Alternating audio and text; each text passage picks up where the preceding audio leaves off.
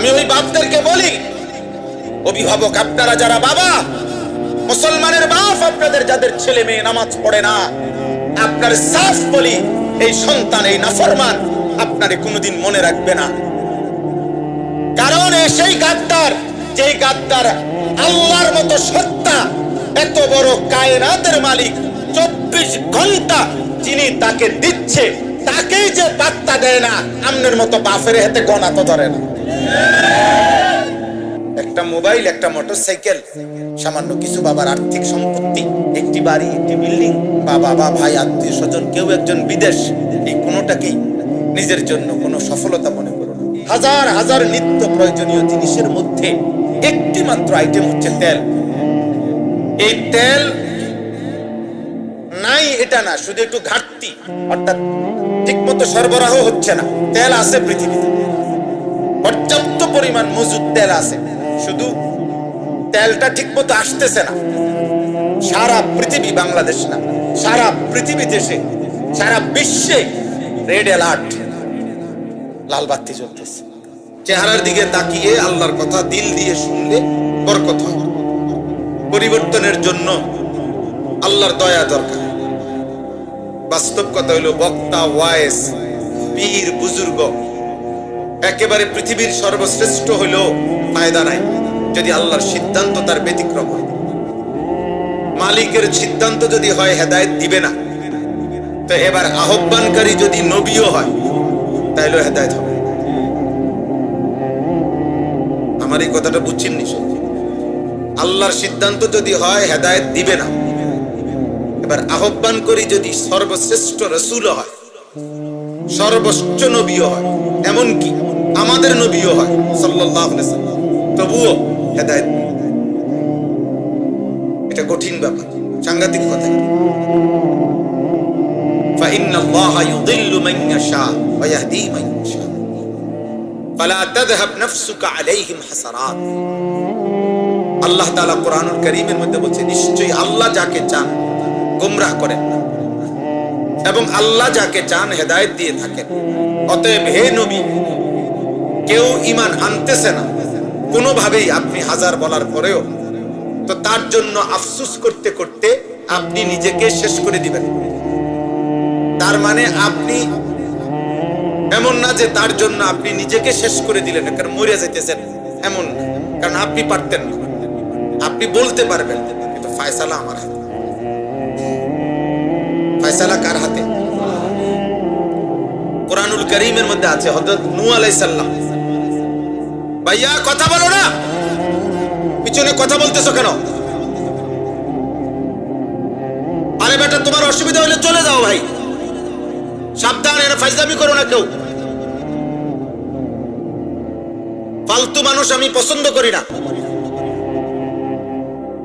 একজন হইলেও কোনো অসুবিধা নাই, যার অসুবিধা চলে যাও ভাই।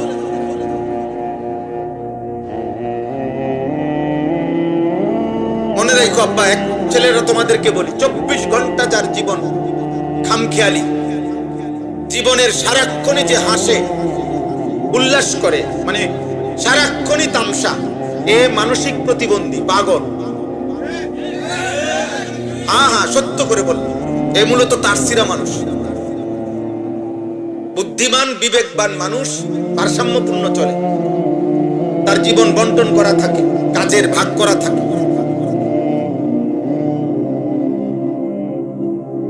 এটা গুরুত্বপূর্ণ বিষয়। পার্থক্য শক্তি, বিবেচনা বোধ যার মধ্যে নাই, সে মানুষ না। যে বুঝে না এটা কি আমার জন্য উচিত না অনুচিত, পাক না নাফাক, হালাল না হারাম, করণীয় না বর্জনীয়, মানাবে না মানাবে না, বৈধ না অবৈধ, এই পার্থক্য শক্তি যার মধ্যে নাই, ও কোনো মানুষ না, ও জানোয়ার। জরুরি বিষয়। নিজের উপরে দয়া করো ভাই, নিজেকে মানুষ বানাও, ইনসান বানাও। কোন জানোয়ারের কোনো পার্থক্য শক্তি নেই। জানোয়ারের কাছে পায়খানা বিরানি বরাবর, কারণ তার তো কোনো পার্থক্য শক্তি, তার জন্য কোনো হালাল হারাম নাই। গরু ছাগলের কোনো হালাল হারাম নাই, কুকুর বিড়ালের কোনো হালাল হারাম নাই। অতএব মানুষরূপী যেই জানোয়ারের কাছে কোনো হালাল হারামের পার্থক্য নাই। ও মানুষ না, ও জানোয়ার। আস্তে আস্তে, শুধু চিল্লাও কেন? কথা শোনো ভাই, এটা বিবেক বোধ কাজ করে।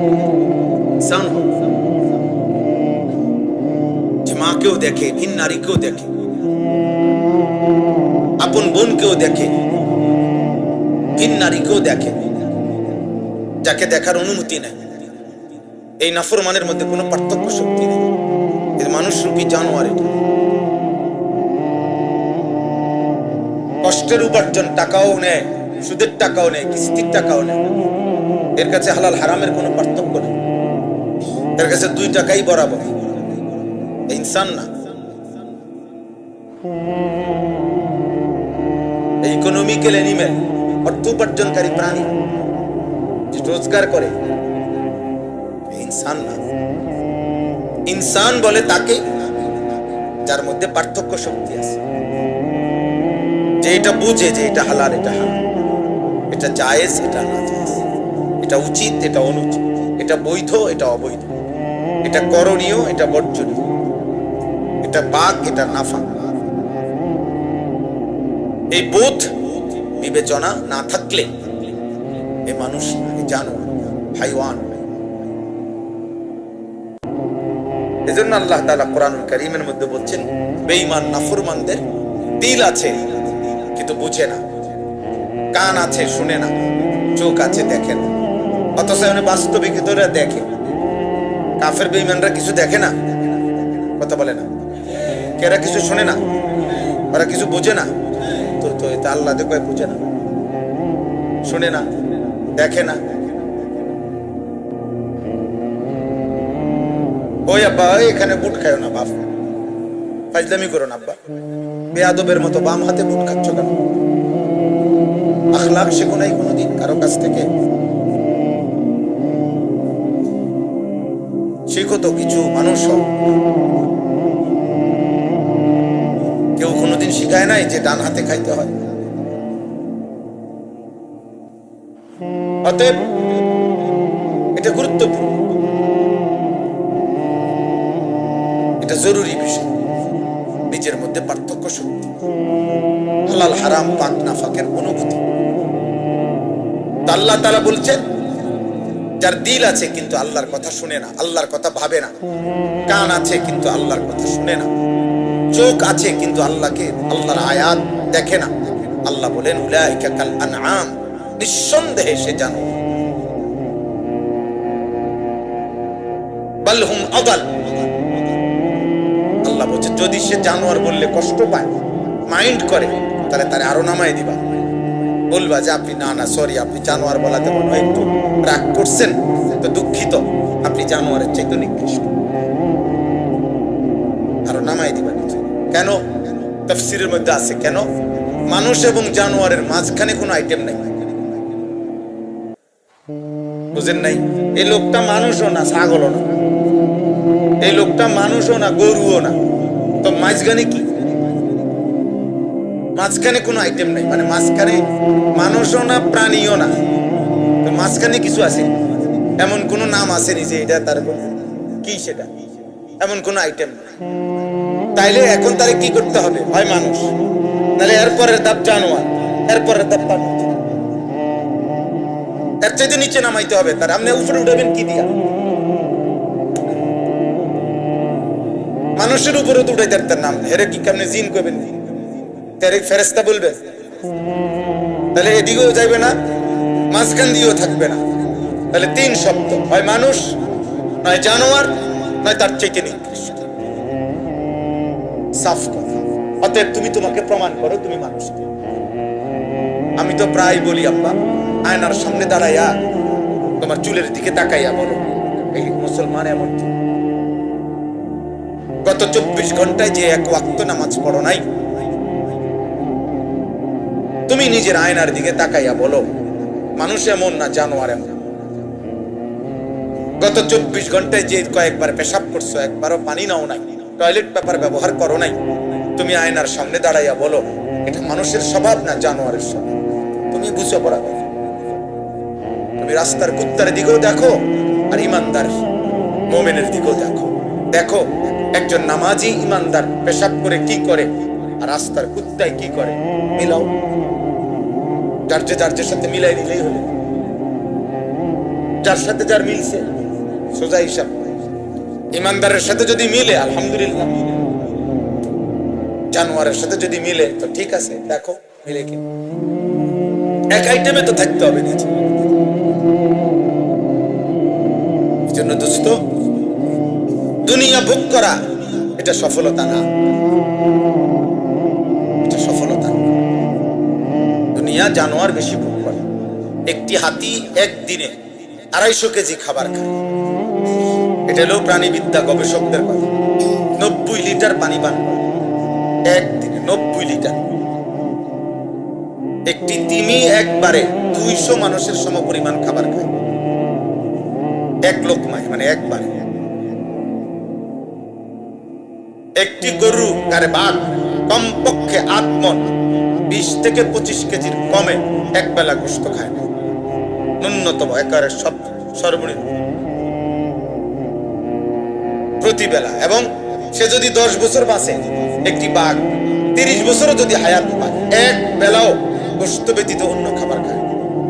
তার খাবারের অন্য কোনো আইটেম নেই যে এখন অভাব লাগছে একটু এই বেলা ফাঙ্গাস দিয়ে খাও না। ও 3 বেলা খাক আর 2 বেলা খাক, ও গোশতই খায়। ওর মালিক ওরে প্রতিদিন গোশতই খাবে। তাইলে বলো ভাই, দুনিয়া জানোয়ার আমাদের চাইতে কি করে বেশি বল, নিঃসন্দেহে। তাহলে দুনিয়া ভোগ করা এটা যদি সফলতা হয় তো জানোয়ার সবচেয়ে বেশি সফল। তাইলে জানোয়ার সবচেয়ে বেশি সফল। জানোয়ারের খাবারের মধ্যে ন্যূনতম কোনো ভেজাল নেই। আছে কোনো ফরমালিন? মনে হয় বাঘ সিংহের খাবারে, জন্তু জানোয়ারের খাবারে কোনো ফরমালিন আছে? তাহলে সবচেয়ে ফ্রেশ খাবার ওরা খায়। বাঘের খাবারের মধ্যে ফরমালিন মিশাবে কি? কারো সাহসী কুলাবে? সিংহের খাবারের মধ্যে ফরমালিন মিশাবে কি? বলেন, ওদের রোগ ব্যাধি কই? ওদের হসপিটাল? দুনিয়া যে যতক্ষণ বেঁচে আছে স্বাচ্ছন্দ্যে ভোগ করতেছে। তাহলে দুনিয়া ভোগ করা এটাই যদি সফলতা হয় তো জানোয়ার সবচেয়ে বেশি সফল। যাদের পুরো হায়াতে কোনো ডায়াবেটিস, গ্যাস্ট্রিক, কোনো রোগ ব্যাধি নাই, কোনো পেরেশানি নাই, কিছু পাওয়ারও কিছু নাই, হারাইবারও কিছু নাই। জানোয়ার তো জানোয়ারই, তার আর পাওয়া না কি আর হারানো কি? কোরআনুল কারীমের মধ্যে আছে, আল্লাহ তাআলা বলছেন, কোরআনে স্পষ্ট আছে, নবীজিকে আল্লাহ বলছে, বন্ধু মনের ইচ্ছে মতো যে চলে আমি পরিষ্কার তার ব্যাপারে আপনাকে জানিয়ে দিলাম, ইনহুম ইল্লা কাল আনআম, তারা আর কিছুই নয় শুধুই জানো। একেবারে স্পষ্ট কোরআনের আয়াত, এরা আর কিছুই নয় শুধুই জানো। আল্লাহ তাআলা কোরআনে বলছেন,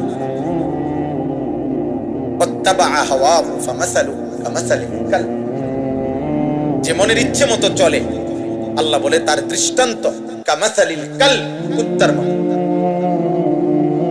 কালবুন অর্থ কুত্তা, কুকুর। কামাসালিল কালব কিসের মতো? কুত্তার মতো। এই জন্য আমি তো সাফ বলি, আমরা ইমানবিহীন জীবন কুত্তার জীবন, সেজদাবিহীন জীবন কুত্তার জীবন। যে কপাল সেজদা দেয় না ওই জিন্দেগি কুত্তার জিন্দেগি।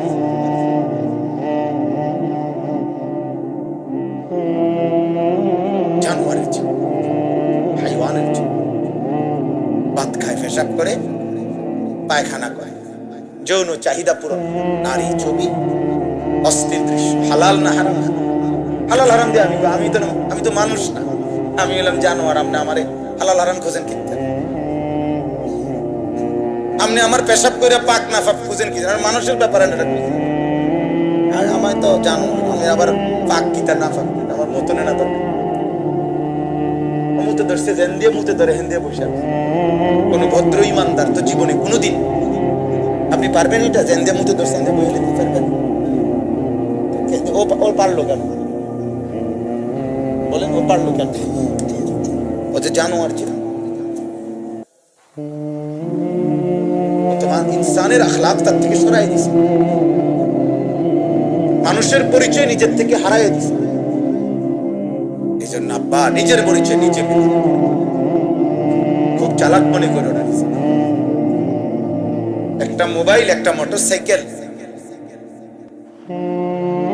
সামান্য কিছু বাবার আর্থিক সম্পত্তি, একটি বাড়ি, একটি বিল্ডিং, বা বাবা, ভাই, আত্মীয় স্বজন, কেউ একজন বিদেশ, এই কোনোটাকেই নিজের জন্য কোনো সফলতা মনে করো। আমাদের হাজার হাজার আইটেমের মধ্যে আমাদের নিত্য প্রয়োজনীয় জিনিস, প্রতিদিন লাখ লাখ, কত মানুষ আমাদের জীবনের প্রয়োজনীয় জিনিস, এই হাজার হাজার নিত্য প্রয়োজনীয় জিনিসের মধ্যে একটি মাত্র আইটেম হচ্ছে তেল। এই তেল নাই এটা না, শুধু একটু ঘাটতি, অর্থাৎ ঠিক মতো সরবরাহ হচ্ছে না। তেল আছে পৃথিবীতে, পর্যাপ্ত পরিমাণ মজুদ তেল আছে, শুধু তেলটা ঠিক মতো আসতেছে না।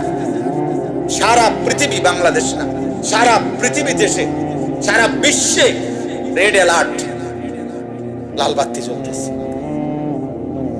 শুধু একটি জিনিস, আল্লাহ ভালো রাখলে ভালো থাকা।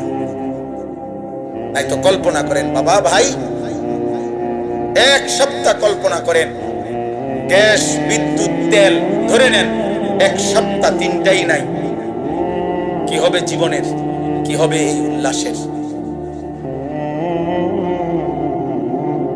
কখনো কি মনে পড়ে? সাআলা সাইলুম বিআযাবিন ওয়াকি'।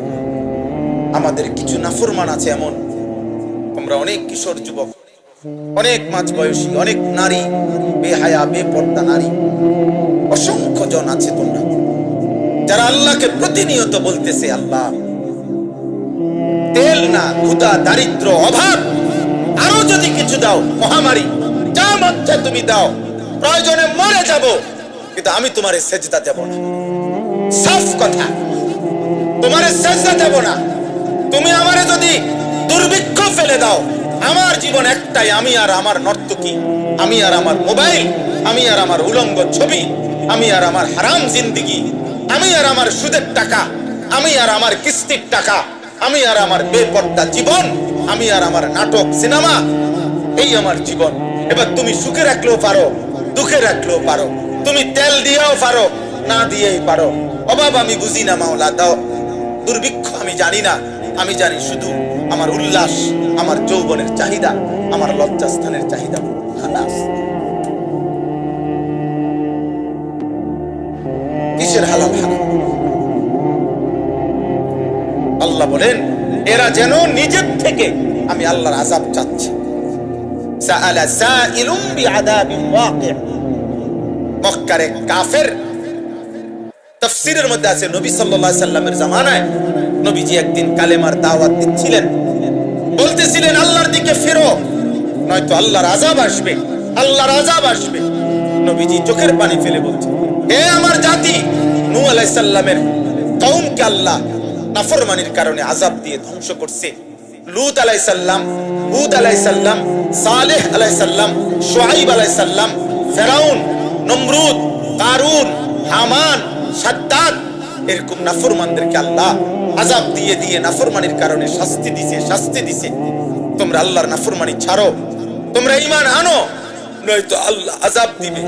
তাফসীরের মধ্যে আছে, ঠিক ওই টাইমে এক কাফের, নজর ইবনে হারিস, মক্কার কাফের সর্দার, সে নবীজির সামনে বিদ্রুপ কইরা, ঠাট্টা কইরা, হাসতে হাসতে হাত তুলে আল্লাহকে বলছে, আল্লাহুম্মা ইন কানা হাযা হুয়াল হাক্ক মিন ইনদিক ফাআমতির আলাইনা হিজারাতাম মিনাস সামা আবিতিনা বিআযাবিন আলীম।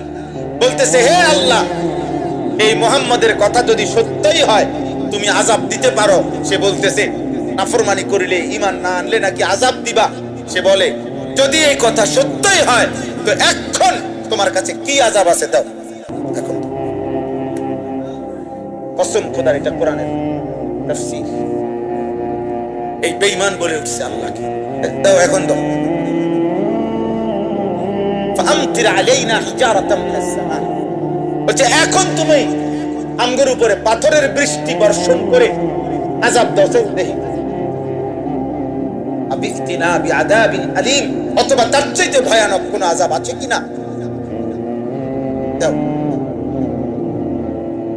তাহলে আমরা যখন নামাজের কথা বলি, আল্লাহর কথা বলি, আখিরাতের কথা বলি, কবর জাহান্নামের কথা বলি, আমার বাপ, আমার ভাই, আমার বন্ধু যারা প্রত্যাখ্যান করেন প্রত্যেক ওয়াক্তের আযান, প্রতি ওয়াক্তে আযানে আল্লাহ ডাকে, বান্দা আয় না, বেঈমান বলে না না।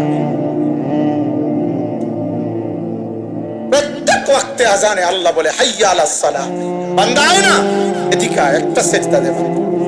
বেঈমান নাফরমান ওই বলে না না, ভাত তোমার, মাছ তোমার, রিজিক তোমার, আলো তোমার, অন্ধকার তোমার, আসমান তোমার, জমিন তোমার, সূর্য তোমার, চন্দ্র তোমার, আমার অস্তিত্ব তোমার হাতে, আমার নিঃশ্বাস তোমার হাতে, আমার চোখ, নাক, কান সব তোমার হাতে, তোমাকে সেজদা দেব।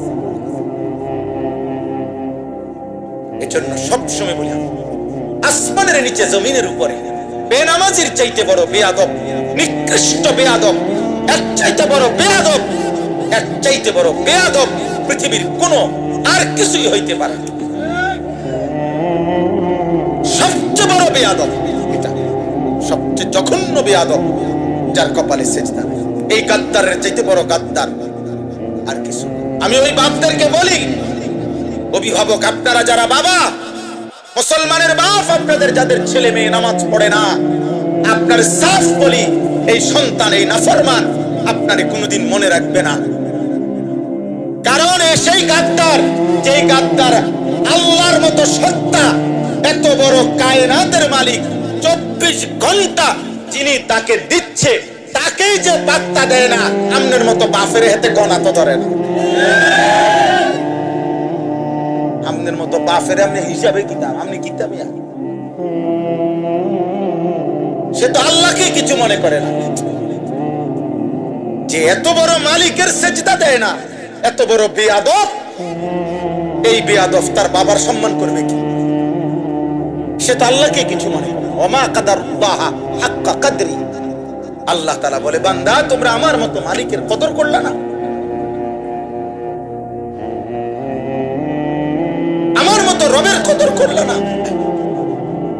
হযরত নূহ আলাইহিস সালাম, কোরআনে আছে, নূহ আলাইহিস সালাম ওনার জাতিকে বলতেছেন, মা লাকুম লা তারজুনা লিল্লাহি ওয়াকারা, হে আমার জাতি, কি হলো তোমাদের? তোমরা এমন মহান আল্লাহকে সম্মান করছো না, এত বড় মালিককে সম্মান করছো না, কলিজায় কাঁপে না? বলো না ভাই, একটা ভাই বলো, একজন বাবা বলেন, 365 দিনে খোদার এক বছরে যে কোনোদিন, একদিনও, একটি বছর গেছে যে কোনোদিন ফজরের নামাজ পড়ে নাই, এই নিকৃষ্ট মানুষরূপী জানোয়ার এটা মুসলমানের সমাজে থাকে কেমনে? মুসলিম পরিবারে ঘুমায় কেমনে? ভেবে দেখেন, একদিনও পড়বে না নামাজ, 365 দিনের একটা বছর গেছে, এই হাইওয়ান একদিনও নামাজ পড়বে না। আমাদের কি মনে হয় বিষয়টা? আহা, সে কেমন মালিক ভুলে গেছে, বলছে যে বলছে আজকে কতদিন ভুলে গেছে।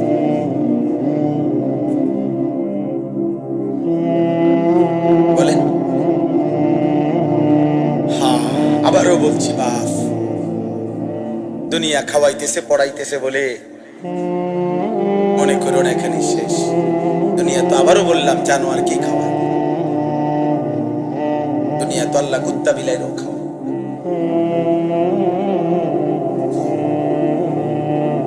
হ্যাঁ, যৌন চাহিদা তো জানোয়ারের উপর। কুকুরের বাচ্চা হয় কেমন? শুকরের বাচ্চা হয় কেমন? গরু ছাগলের বাচ্চা হয় কেমন? তো লজ্জাস্থানের চাহিদা পূরণ না হইলে বকুলের বাচ্চা হয় কেমন? এটা তো তেমন কিছু না। জীবন মানে গোলাম, জীবন মানে বন্দিগি, জীবন মানে আখিরাত, জীবন মানে সেজদা, জীবন মানে রবের গোলাম, জীবন মানে মদিনার বন্ধুকে চেনা, জীবন মানে রাসূলুল্লাহ সাল্লাল্লাহু আলাইহি সাল্লামের একটা একটা সুন্নাত অনুসরণ। এরই নাম হায়াত, এরই নাম জীবন। বাকিটা পশু, যেটার কোনো মূল্য নেই, কোনো মূল্য নেই। কারীমের স্পষ্ট আছে সূরা নাবার মধ্যে, কিয়ামতের দিন আল্লাহ তাআলা সমস্ত জন্তু জানোয়ারকে কবর থেকে হাসরের ময়দানে উঠাবেন।